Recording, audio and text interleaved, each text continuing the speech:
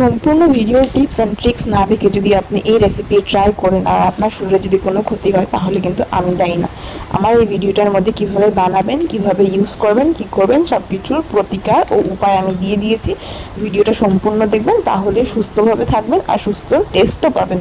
তো চলুন শুরু করা যাক। এখানে আমি বানিয়েছি রাজা মরিচ বা নাগা মরিচের আচার। এইটাকে কেউ ভূত জলকীয় বলেও বলে। হ্যালো এভরিওয়ান, আজকে আমি তোমাদের কাছে নিয়ে এসেছি একটা আচারের রেসিপি। মানে এখানে ভূত জলকিয়া বলে, আমাদের মানে আসামে ভূত জলকিয়া বলে, আর বাংলাতে হয়তো একে রাজা মরিচ বলে, আর ইংরেজি নামটা ঠিক আমি বেশ জানি না, তোমাদেরকে জেনে মানে বলবো আর রিসার্চ করে একটু। তো এর আচার বানাতে হবে, আমার বাবার খুবই ফেভারিট। মানে এই মরিচটা মানে একদম মানে মরিচের রাজা যাকে বলা হয়, মানে একটা ভয়ানক খতরনাক রকমের মরিচ। আর ভীষণ গরম পড়েছে, গরমের জন্য রান্নাঘরে ঢোকা যাচ্ছে না, তাই জন্য আমি এখানে মানে হল রুম থেকে আমি তোমাদেরকে ভিডিওটা শ্যুট করছি। মানে এটা কাটাছাটা করা হবে, তো এর জন্য ফার্স্টে আমি গ্লাভস পরে নেবো। আর আমি যেখানে কাঁচিটা নিয়ে নিয়েছি, কাঁচিটাকে ভালো করে ধুয়ে পরিষ্কার করে নিয়েছি।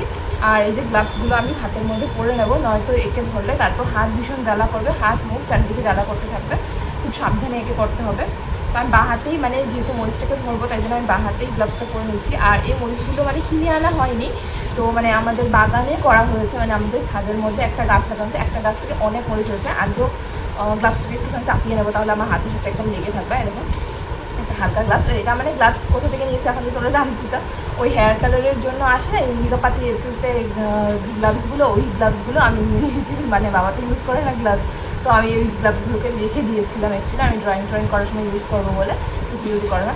তো ওইটাতে সময় মানে ওই জিনিসগুলো আর কি এখন কাজে লাগছে। তো এই হাতে আমি পরবো না, এই হাতটা নয়তো কাঁচি চালাতে পারবো না। এই গ্লাভসটাকে আমি রেখে দেবো। ভীষণ গরম পড়েছে। চলো এবার কাটা দেখাই তোমাদেরকে কীভাবে কাটতে হবে। তারপরে আমি ডান হাত দিয়ে ধরতে যাচ্ছিলাম। এই যে মানে এই মরিচগুলো এতখানে খতরনাক, একটা খাওয়াটা ভুলের মানে দুঃস্বপ্ন। জাস্ট এই যে এতখানি দেখালাম যে এই পাশে, মানে এই পাশে না কিন্তু ওই পাশে, এই যে এতখানি খেলেই কিন্তু মানে একদম গরমে ঘাম ছাড়িয়ে দেবে, মানে কান টান লাল করে একদম ঘাম বেরিয়ে যাবে, এত ভয়ানক একটা মরিচ।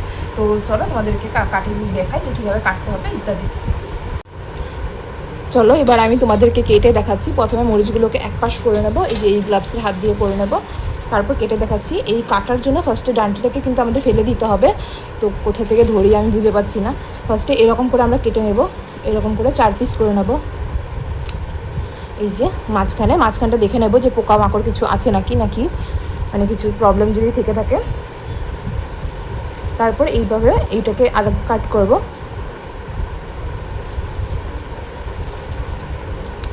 মানে মোটমাট 4টা টুকরো হয়েছে, এই যে দেখতে পাচ্ছ 4 টুকরো হয়েছে, 4টা ভাগে ভাগ হয়ে গেছে। এখানে বড় ভাগটাকে আরেক টুকরো করে দেবো, কারণ বেশি বড় খাওয়া যায় না, একদম ছোটো ছোটো করে খেতে হবে। তারপরে একে ধরে পিস পিস করে নেব। এই দেখো ছোটো ছোটো একদম টুকরোতে।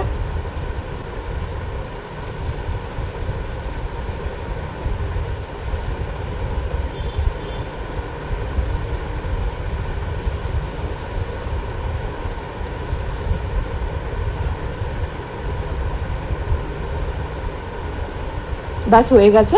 তো এইবার এই টুকরোটাকে ফেলে দেবো। তোমরা দেখতে পাচ্ছ একদম ছোটো ছোটো করে টুকরো করেছি।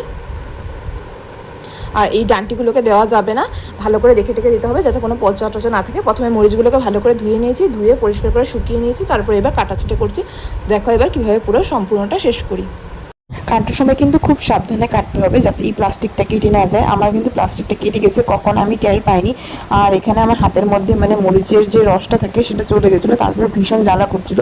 আমি এখানে গাছ লাগানোর জন্য আবার আমি সিডস জোগাড় করে নিচ্ছি। তারপর আমি সেই জ্বালা কমিয়েছি কী করে, প্রথমে তো বরফ জলের মধ্যে কিছু সময় জুড়ে আমি হাত ঢুকিয়ে রেখেছিলাম। তারপরে দেখলাম কমছে না, তারপর আমি কী করলাম, ঠান্ডা মানে একদম বরফ আমি লাগিয়ে দিয়েছি। বরফ লাগিয়ে তারপরও কমছে না। তারপর ফ্যাট নাকি এই যে মরিচের যে অ্যাসিডটা থাকে সেটাকে মানে কমিয়ে সাহায্য করে, তাই আমি নারকেল তেল কিছু সময়ের জন্য 10 মিনিট মতনের জন্য হাতের মধ্যে মাখিয়ে রেখেছিলাম। তারপর আবার হ্যান্ড ওয়াশ দিয়ে ধুয়ে নিয়েছিলাম। এরকম আমি 3-4 বার মতন করেছি। তারপর আমার হাতের জ্বালা কমে গেছে। যদি আপনাদের জ্বালা না কমে, ওই অবস্থায় দুধ বা দই, বাটার ইত্যাদি আপনার ঠান্ডা করে তারপর হাতের মধ্যে মেখে কিছু সময় রাখবেন। রেখে তারপর আপনারা মানে জল দিয়ে না, শুধু জল দিয়ে ধুলে হবে না, হ্যান্ড ওয়াশ দিয়ে ভালো করে ধুয়ে নিতে হবে, সাবান দিয়ে 2-3 বার করে। আর চেষ্টা করবেন ওই হাত যাতে চোখে মুখে কোথাও না লাগে, আর যেই জায়গায় বসবেন সেই জায়গায় যাতে হাওয়ার বাতাস চলাচল করে, চোখ মুখ এই মরিচের থেকে দূরে রাখবেন। মরিচগুলোকে খুবই ছোটো ছোটো করে কেটে নিয়েছি, কারণ ওখানে যে ছোটো ছোটো টুকরো করেছে ওখানে এক টুকরো খাওয়া মানে বিপজ্জনক, মানে যারা খেতে পারে আর কি ঝাল তাদের জন্যই বানানো এই মানে রেসিপিটা। তারা মানে ফার্স্টে একটুখানি করে টেস্ট করে দেখবেন, খুবই আলাদা করে, মানে সব ভুলেও মানে মুখে দিতে ফট করে যাওয়ার চেষ্টা করবে না। একে মানে ভূত জলকে বলে, মানে ভূত মরিচ বলে, মানে একদম মরিচের মধ্যে ভূত যাকে বলা হয়। 2007 সালে গ্রিনিস ওয়ার্ল্ড রেকর্ডের মধ্যে এটা সামিল হয়েছে বিশ্বের সবচেয়ে ঝাল মরিচের নামে। মানে কোনো যেগুলো ঝাল মরিচ আছে সেই ঝাল মরিচের থেকেও বেশি ঝাল।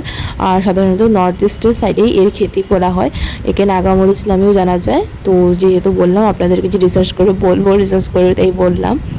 তা রেসিপিটা দেখুন, সম্পূর্ণ কেমন লাগে জানাবেন, আর সাবস্ক্রাইব করে পাশে। আমার হাতে ঠোঙ্গা ছিঁড়ে গেছে, পলিথিন গ্লাভস কি ছাতা পরেছিলাম, হাত জ্বলছে, ভগবান হাতের মধ্যে সব মরিচের রস ঢুকে গেছে। হাত ধুই গিয়ে আমি, এই যে কাটা হয়ে গেছে আমার, কাটাটা দেখিয়ে দিই। এই যে এবার একে বানাতে হবে, আগে হাত ধুয়ে আসি। তোমাদেরকে আগে গোটা মশলাগুলো দেখিয়ে দিলাম। গোটা মশলার মধ্যে এখানে নিয়ে নিয়েছি মৌরি, কিছুটা মেথি, কিছুটা গোটা ধনে, আর এখানে সাদা শস্য নিয়েছি। এগুলোকে একটু হালকা করে ভেজে নেব।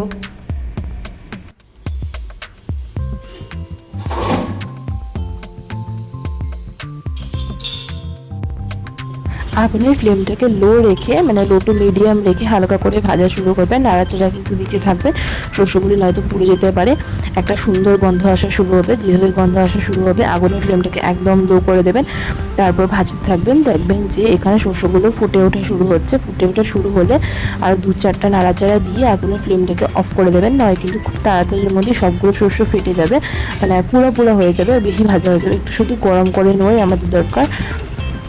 দেখুন ফাটা শুরু হয়ে গেছে, আমি অফ করে দিলাম। তারপর একদম তাড়াতাড়ি কড়াই গরমের মধ্যেই এটা আমার মানে আপনার ফাটা শুরু হয়ে যায়, মানে পুরো ভাজা ভাজা হয়ে যায় আর কি শস্যটা কড়াইয়ের গরম থেকে। তো তারপর এই বাটির মধ্যে নামিয়ে নিলাম, কড়াইতে রাখবো না, কড়াইতে রাখলে আরও বেশি পুড়ে যেতে পারে। বাটিতে নামিয়ে নিয়ে এগুলো মাকে দিয়ে দিয়েছি। মা এখানে শিলনোড়াতে আধা ভাঙা করে নেবে, এগুলোকে শুধু ক্রাশ করে নিতে হবে, মানে আধা ভাঙা, অত মিশ করে বাটার দরকার নেই, আধা ভাঙা হলেই বেশি স্বাদ লাগবে মুখের মধ্যে যখন পড়বে। তারপর ওই একই কড়াইতে আমি আবার তেল গরম করতে বসিয়ে দিয়েছি, সরষের তেল দিয়েছি, সরষের তেলের মধ্যে হেঁকে দেওয়া হবে। মশলাগুলোকে কিন্তু পুরো গুঁড়ো গুঁড়ো করে নেবেন না, একটু গোটা গোটা রাখবেন। তারপর তেল দিয়েছি, তেলটা কিন্তু পরিমাণ বুঝে দিতে হবে, যতটুকু মরিচ ব্যবহার করছেন ওরকমভাবে। এতক্ষণে কিন্তু আমার হাতটা জ্বালা করতে শুরু হয়ে গেছে। তো আমি এই তেলটা দিয়ে তারপর আমি হাতে বরফ লাগাতে যাব, হাতটা ভীষণ জ্বালা করছে। তেল গরমে বসিয়ে দিয়েছি, এবার আমি যাই একটু বরফ বসে নেব। একটা বরফ নিয়ে বসিয়ে দিচ্ছি আমি লাগাতে। শেষমেশ ChatGPT থেকে জানতে পারা গেছে যে কী কী লাগালে কী করলে আমি মানে আমার হাতটা বাঁচবে। মানে এত ভীষণ জ্বালা করছিল, মানে কি বলবো, মনে হচ্ছিলো যেন জ্বলন্ত আগুনের মধ্যে আমি হাতটা ঢুকিয়ে দিয়েছি। আমার হাত 2 দিন পর্যন্ত জ্বালা করেছে এই মরিচের পর থেকে, মানে মরিচটা লেগে। আপনারা চেষ্টা করবেন একটু মোটা টাইপের গ্লাভস পরতে। দেখুন তেলটা গরম হয়ে গেছে, তেলটাকে অফ করেছি, যেভাবে ধোঁয়া বেরিয়েছে ধোঁয়া বেরোতে অফ করে দেবো। আর এদিকে মা মশলাগুলো গুঁড়ো করে নিয়েছে, মানে এগুলো হচ্ছে গোটা মশলার মধ্যে। আর এদিকে গুঁড়ো মশলার মধ্যে হচ্ছে এই দেখুন জিরে ধনিয়ার গুঁড়ো নিয়েছি, একটু হলুদ আর কিছুটা নুন নিয়েছি। সবগুলো একসাথে ভালো করে মিশিয়ে দিতে হবে। এই মশলাগুলো গোটা গরম মশলার সাথে একটা বাসনের মধ্যে নিয়ে নেব। তেলটাকে কিন্তু ঠান্ডা হতে দিতে হবে, গরম গরম তেল দিয়ে এই মানে রেসিপিটা করলে হবে না। তেলটা গরম করার পর ঠান্ডা হতে দেবেন, ঠান্ডা করার পর একে ঢালা হবে। ভালো করে মশলাগুলো নিজস্বের মধ্যে মিলিয়ে দিলাম, তারপর এর মধ্যে তেলটাকে ঢেলে দেবো। তেলটা কিন্তু তখন ঠান্ডা হয়ে গেছে, একটু হালকা হালকা গরম হলেও চলবে, কিন্তু বেশি যাতে গরম না হয়। এবার তেল আর মশলাগুলো একসাথে ভালো করে মিশিয়ে নেবো। ভালো করে মশলা তেলে মিশিয়ে নিয়ে এর মধ্যে মরিচ দিতে হবে, নয় কিন্তু মশলার তেলে আলাদা আলাদা হয়ে যাবে, ভালো করে মিশবে না আর ফ্লেভারটাও তেমন আসবে না। মিশানো দেখুন হয়ে গেছে, অলমোস্ট একদম পুরো একটা ঘোলের মতন হয়ে গেছে। তারপর এর মধ্যে মরিচগুলো দিতে হবে। মরিচ দেওয়ার সময় কিন্তু একদম হাতে ছুবেন না, আর পারলে এই অবস্থাগুলোতেও গ্লাভস ইউজ করবেন। আর এই বাসনগুলো ধোয়ার সময়ও হাতের মধ্যে গ্লাভস লাগিয়ে ধুবেন। আর আমার মধ্যে পাতলা গ্লাভস না, একটু চাইলে মোটা গ্লাভস ইউজ করবেন। আর যাদের বাড়িতে গ্লাভস নেই তারা চাইলে ওই যে প্লাস্টিকের যে পলিথিনগুলো থাকে সেই পলিথিনগুলো হাতের মধ্যে বেঁধে নিতে পারেন। এবার সব মরিচগুলো দিয়ে আমি একটু ভিনেগার দেবো। ভিনেগার হচ্ছে তোমার প্রিজারভেটিভের জন্য, যাতে বেশি দিন করে ভালো থাকে, তাই জন্য ভিনেগারকে দেবো 1 চামচ, মানে একটু বড়ো চামচের 1 চামচ একে দিয়ে দিয়েছি। দিয়ে ভালো করে মিশিয়ে নিতে হবে। যত ভালোভাবে মিশানো হবে তত মানে তেলটাতেও ঝাঁঝ আসবে আর মশলাগুলো মরিচের সাথে ভালো করে লেগে যাবে। দেখুন কেমন হয়েছে, একদম দেখতে টেস্টি লাগছে, কিন্তু এরকমভাবে খাওয়া মোটেও ঠিক না, মানে একদম যতটা টেস্টি ততটাই ঝাল। মানে ঝাল প্রেমী যারা আছে তাদের জন্য তো একদম চমৎকার অমৃত এই খাবার। তা আপনাদের মধ্যে কে যারা ভিডিও দেখছেন তাদের থেকে কে কে ঝাল প্রেমী আছে জানাবেন তো। তো এই যে এখানে ভালো করে মিশিয়ে নিয়েছি একদম তেলের মশলা। এবার একে বয়ামে ভরতে হবে। বয়ামে ভরার মানে আসল ব্যাপার হচ্ছে যে বয়ামটা আপনার কাচের হতে হবে, নয় চীনামাটির হতে হবে। প্লাস্টিকে রাখলে এর মানে ভালো থাকার দিনটা কিন্তু কমে যায়। বয়ামটাকে ভালো করে ধুয়ে নিয়ে রোদের মধ্যে শুকনো দিতে হবে, তারপর শুকনো কাপড় দিয়ে ভালো করে মুছে নিয়ে তারপর এর মধ্যে দিতে হবে। আর রান্নায় যতগুলো বাসন ব্যবহার করা হচ্ছে সব কিন্তু ভালো করে ধোয়া, শুকনা, মোছা থাকতে হবে। একদম শুকনো, যদি কোথাও একটু জল বা নোংরা লেগে থাকে তাহলে কিন্তু এই আচার নষ্ট হয়ে যাবে। আর আপনার হাতও যাতে একদম শুকনো থাকে।